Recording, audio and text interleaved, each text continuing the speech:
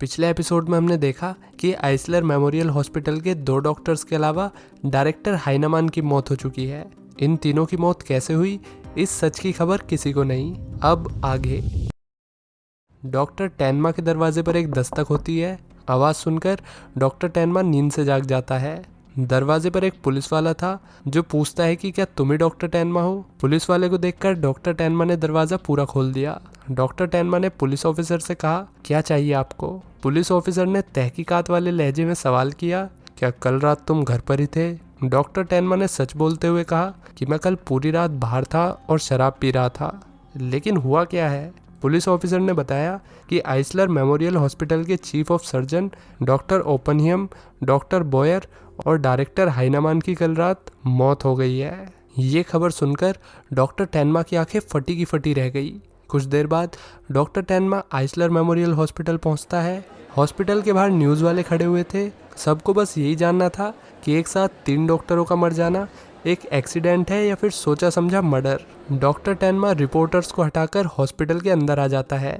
यहाँ doctor baker doctor टेनमा को 2 इमरजेंसी केसेस के बारे में बताते हैं जिन्हें फौरन ही ऑपरेट करना होगा। डॉक्टर टेनमा सबसे पहले एक्सरे रिपोर्ट देखने के लिए कहता है। तभी सामने खड़ा एक डिटेक्टिव डॉक्टर टेनमा को रोककर उससे सवाल करता है कि क्या इस हॉस्पिटल में कोई है जो डायरेक्टर हाइनेमान और बाकी के 2 डॉक्टर से नफरत करता हो। ये सुनकर टेनमा सोच में पड़ गया, क्योंकि एक वही है जो इन तीनों लोगों से नफरत करता था। लेकिन टेनमा ने डिटेक्टिव से कहा कि उसे इस बारे में कोई आइडिया नहीं। तभी एक नर्स दौड़ते हुए आई और उसने बताया कि वो दोनों भाई बहन एना और योहान हॉस्पिटल में कहीं नहीं है। वो दोनों जैसे गायब हो गए। डॉक्टर टेनमा भागते हुए योहान के रूम में आया, लेकिन कमरा खाली था। टेनमा शॉक में था। उसने खुद ही से कहा, आखिर ये सब क्या हो रहा है। शाम के वक्त डायरेक्टर हाइनेमान का फ्यूनरल चल रहा था। ईवा फूट फूट कर रो रही थी। पास ही खड़ा टेनमा उसके पास जाना चाहता है, लेकिन जा नहीं पाया। फ्यूनरल के बाद इंस्पेक्टर वाइसबैग टेनमा से मिला। उन्होंने टेनमा को डिटेक्टिव लुंगे से इंट्रोड्यूस कराया।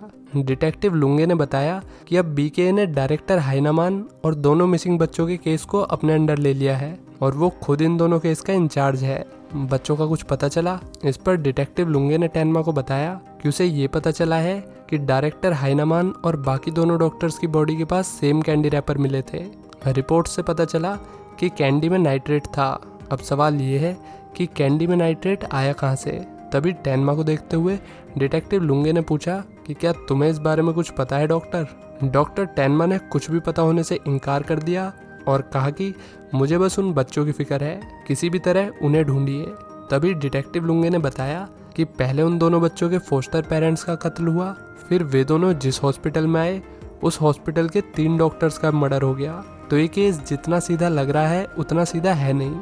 इसके पीछे कोई बड़ा राज जरूर है। हवा में अपनी उंगलियों से कुछ टाइप करते हुए डिटेक्टिव लुंगे ने टेनमा को यकीन दिलाया कि वो बहुत जल्द इस केस को सॉल्व कर देगा। डिटेक्टिव लुंगे का शुक्रिया अदा करके टेनमा और डॉक्टर बेकर वहां से चले गए। डिटेक्टिव लुंगे ने शक की निगाह से टेनमा की तरफ देखा और इंस्पेक्टर से कहा कि एक जापानीज डॉक्टर को डायरेक्टर हाइनेमान ने पहले उसकी पोजीशन से डिमोट किया, फिर उनकी बेटी ईवा से उसकी सगाई टूट गई और इस सब के फौरन बाद ही डायरेक्टर हाइनेमान का कत्ल हो गया। ये कितने कमाल का इत्तेफाक है। लेकिन क्या सच में ये सिर्फ एक इत्तेफाक ही है या कुछ और। अगली सुबह डॉक्टर टेनमा को बोर्ड की मीटिंग में बुलाया गया। वहाँ चेयरमैन ने सीधे शब्दों में अपना फैसला सुनाते हुए डॉक्टर टेनमा को चीफ ऑफ सर्जरी अपॉइंट कर दिया। इसके बाद कॉफ़ी शॉप में हम ईवा और डॉक्टर टेनमा को साथ बैठा हुआ देखते हैं। डॉक्टर टेनमा को चीफ ऑफ सर्जरी बनने के लिए ईवा कॉन्ग्रेचुलेट करती है और साथ ही अपने बर्ताव के लिए उससे माफ़ी मांगती है।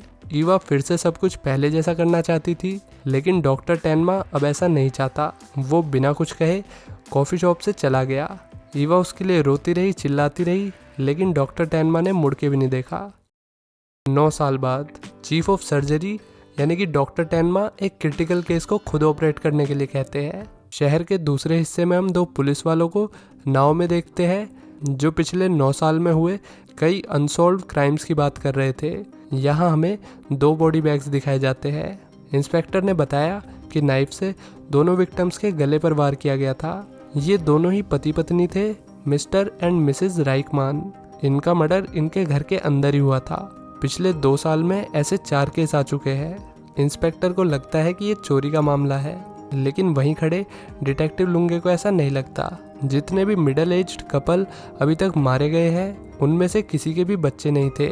डिटेक्टिव लुंगे को यकीन है कि इस सब के पीछे एक सीरियल किलर है और इन मर्डर्स को अंजाम देने में वो अकेला नहीं है।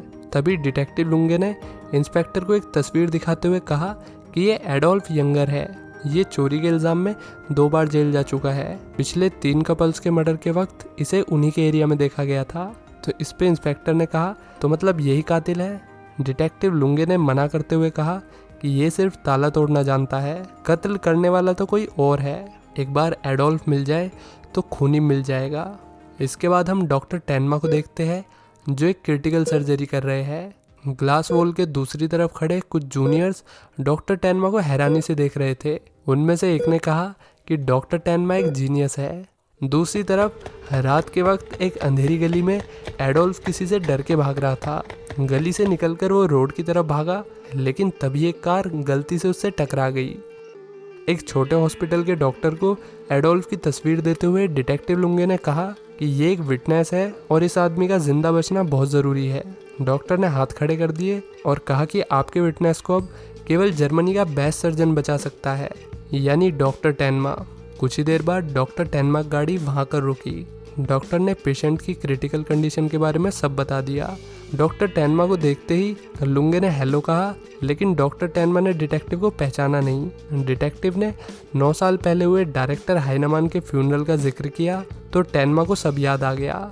डिटेक्टिव आगे बोला कि इस पेशेंट का जिंदा बचना बहुत ज़रूरी है, बीके को इस विटनेस की ज़रूरत है। इस पे डॉक्टर टेनमा ने कहा कि बीके से मेरा कोई मतलब नहीं है, मेरा मतलब सिर्फ पेशेंट से है। Now excuse me. इतना कहकर डॉक्टर टेनमा आगे की तरफ चला गया। तभी डिटेक्टिव लुंगे ने कहा कि 9 साल पहले डायरेक्टर हाइनेमान की मौत के बाद तुम्हें चीफ ऑफ सर्जरी अपॉइंट कर दिया गया। उनकी मौत से अगर किसी को फ़ायदा हुआ है तो वो सिर्फ तुम हो। कितना कमाल का इत्तेफाक है ना डॉक्टर टेनमा। तुम कहना क्या चाहते हो डिटेक्टिव? कुछ नहीं, बस इतना ही कि मैं उस केस को भी एक दिन सॉल्व कर दूंगा। डॉक्टर टेनमा उसे गुड लक कह के अंदर चला गया। अगली सुबह हम देखते हैं कि डॉक्टर टेनमा एडोल्फ से मिलने उसके रूम में आता है। एडोल्फ अब होश में था, लेकिन पूरी तरह नहीं। डॉक्टर टेनमा ने उससे कुछ सवाल किए, लेकिन एडोल्फ डरा हुआ था और लगातार कुछ बड़बड़ाए जा रहा था। डॉक्टर टेनमा ने पास आकर एडोल्फ को सुनने की कोशिश की तो उसके होश ही उड़ गए। एडोल्फ बार बार एक ही बात कह रहा था कि मॉन्स्टर इज कमिंग। आखिर कौन है मॉन्स्टर? जानिए अगले एपिसोड में।